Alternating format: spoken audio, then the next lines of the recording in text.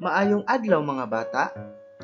Andam na ba kamong maminaw sa atong leksyon karon? Karong adlaw, makatuna nato ang pagsuwat og detalye gikan sa istoryang gibasa.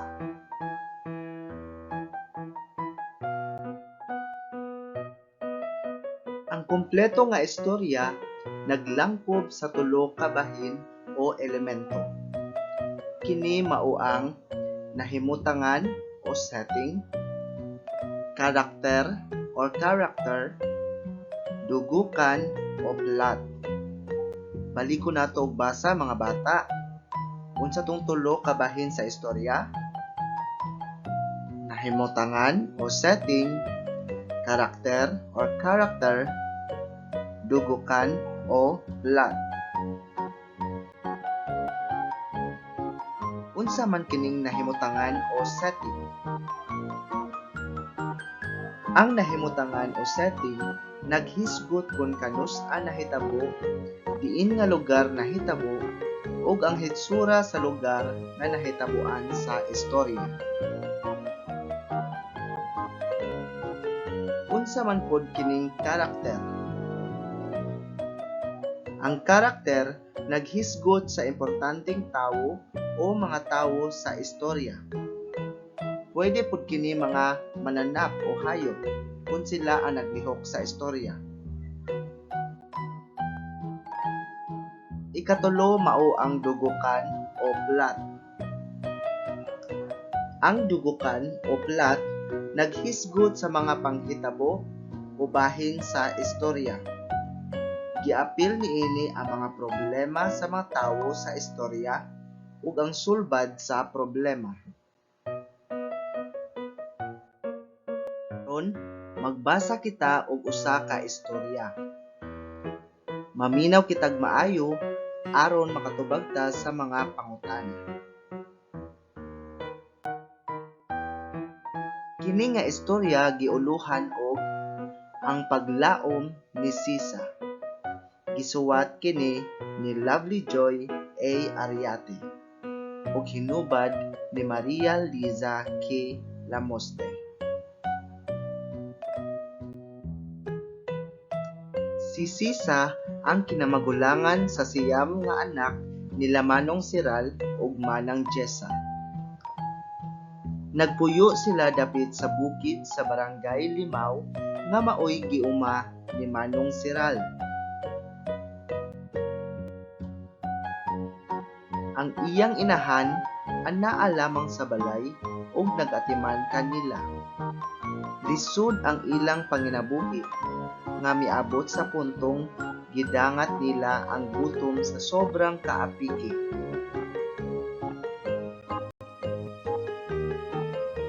Usa ka hapon sa pag-uli ni Sisa, amin kunay, kaluy-an ka sa Dios anak, tubag sa iyang nanay. Dali-daling nag-ili si Sisa ug miadto sa kusina aron magdungag. Dako niyang kahikurat pag-abli sa sudlanan sa bugas.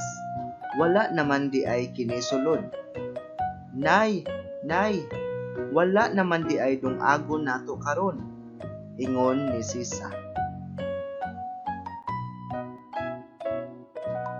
Sige, adto una sa ila ni Manang Sita. Utang og usa ka kilong bugas, tubag sa iyang nanay.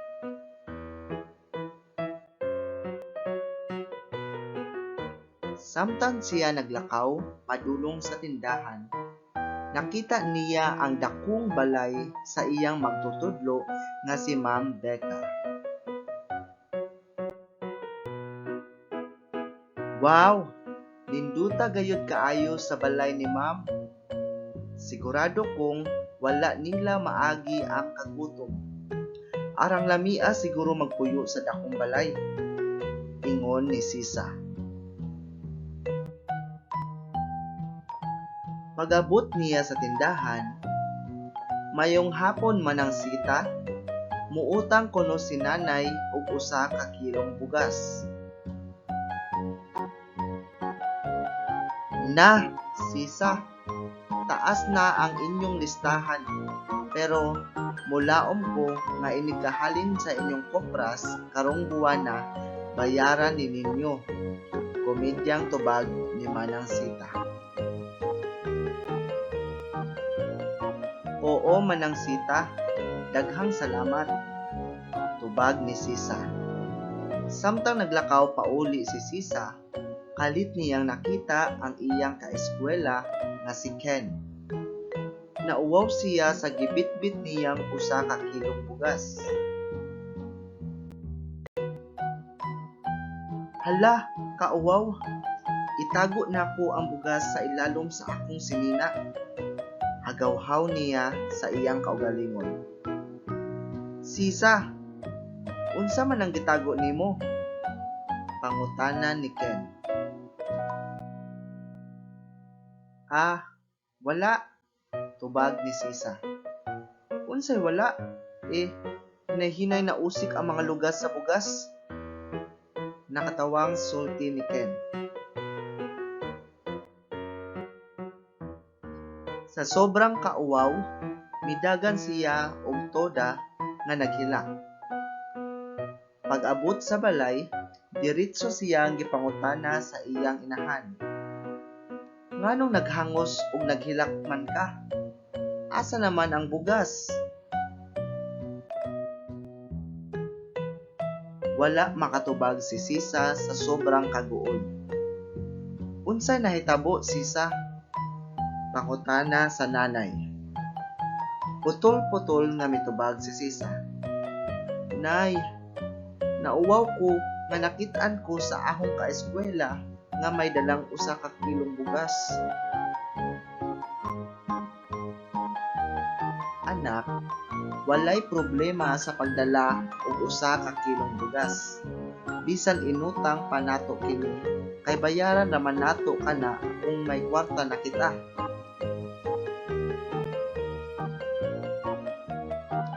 Bisan kanus-a, dili dapat ikauwaw ang kalisod kung wala kay gitamakang tawo. Ang hinay nga am-am sa iyang nanay kaniya. Mibakho si Sisa. Oo, nay, pasaylo ako. Isaad nako nga mahuman ko ang akong pag-eskwela. Puhon-puhon, mahimo akong magtutudlo ug magtrabaho pareha ni Ma'am Becca aron dili na nato masinati ang kalisod. Nakahilak si Jessa ug gigakos ang anak.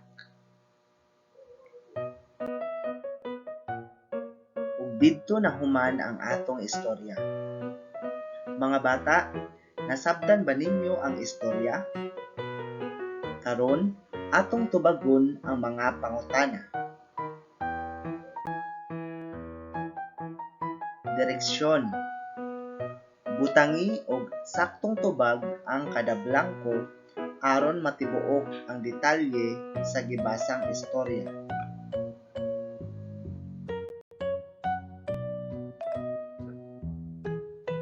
Sa istoryang Ang Paglaom ni Sisa, unsa ang pangan sa inahan ug unsa ang pangan sa kinamagulangan nga anak?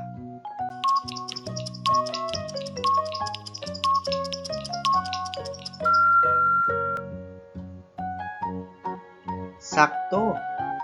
Manang Jessa ang pangan sa inahan ug Sisa ang pangan sa kinamagulangan nga anak.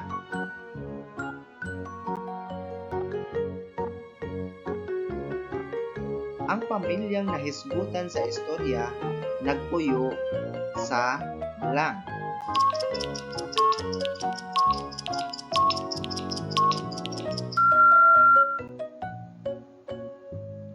Sakto.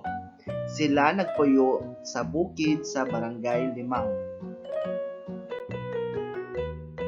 Sunod.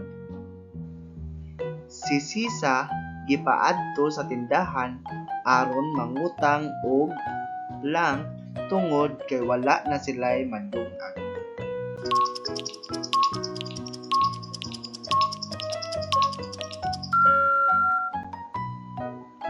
Sakto. Si Sisa nangutang og bugas.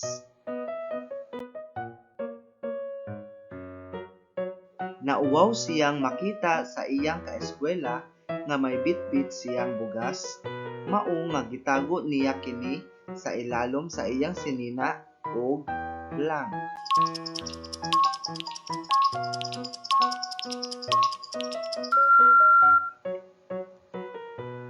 Sakto. Nausik ang bugas.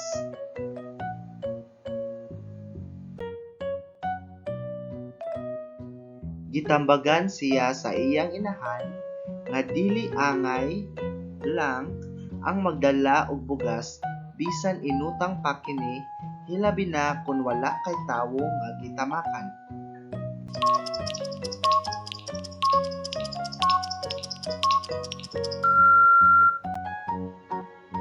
Husto na usab ang tubag kay ikauwaw.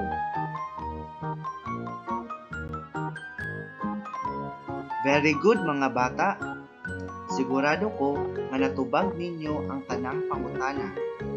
Karon, magbasa na pud kita og lain nga istorya. Kini nga istorya giuluhan og ang pagdating ng bagong anghel. Gisuwat ni Lovely Joy M. Ariate ug hinubad ni Maria Liza K. Lamoste. Sa dako nga kalubihan sa sitio Kaliklik, nagpuyo ang pamilya ni Kristal. Usa ka buntag, nanlumo ang iyang tibuok pamilya sa balitang buntis na usab si Manang Gay. Ma, buntis ka na usab? Unsaon naman ni? Naguol nga sulti ni Kristal. Gitubag lamang siya og tan-aw sa iyang inahan. Apan, mitubag ang iyang amahan nga si Alex. Nganong napaaw man ka? Usa ka anghel ug gasa gikan sa Ginoo ang gibuntis sa imong inahan. Pa, sa kalisod ba lamang sa atong kahimtang, anaa na usab kitay bag-ong dugang? Unsaon naman ni nato? Luya nga pangutana ni Kristal. Pagkahuman sa siyam ka bulan, gianak ang usa ka anghel nga ginganlan og Alexa Gay. Gikan kini sa ngalan nga Alex ug Gay. Bisan pa man misamot ang kalisod sa ilang kahimtang, ang bata maoy nahimong paghupay sa kakapoy sa panahong muuli sila gikan sa trabaho ug eskwela. Nakaamgo si Kristal nga ang iyang manghod nga igsuon mahimo niyang pinakasuod nga higala.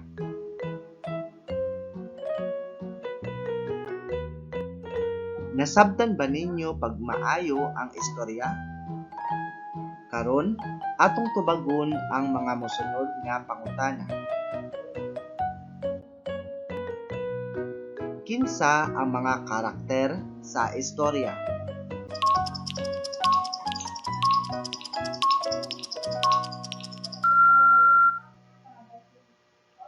Sakto, ang mga karakter mao sila ni Kristal, Manang Gay, Manong Alex, ug si Alexa Gay. Ikaduha, dis-a ang nahimutangan sa istorya.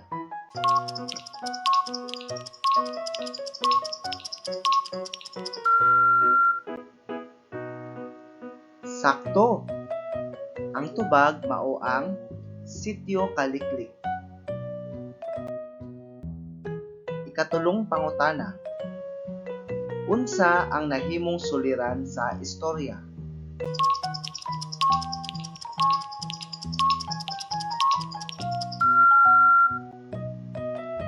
Sakto na usab. Buntis na usab si Mananggay bisan sa ilang kalisod sa kahimtang.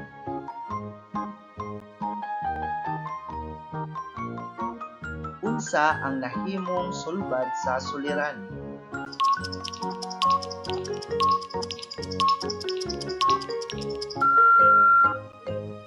Sakto! Ang bata mao'y nahimong paghupay sa kakapoy sa panahong muuli sila gikan sa trabaho o eskwela. Natubag ba ninyo ang tanang pangutana? Very good!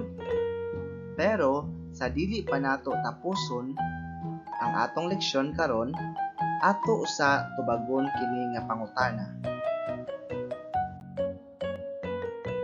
Unsa ang mga bililhong elemento nga kinahanglang hinumduman sa usa ka istorya?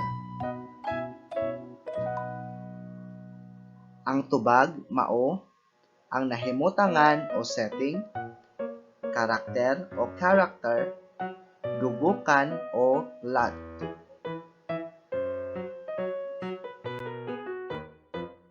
Nang hinaot ko nga aduna kamoy nakat-unan sa atong leksyon karon.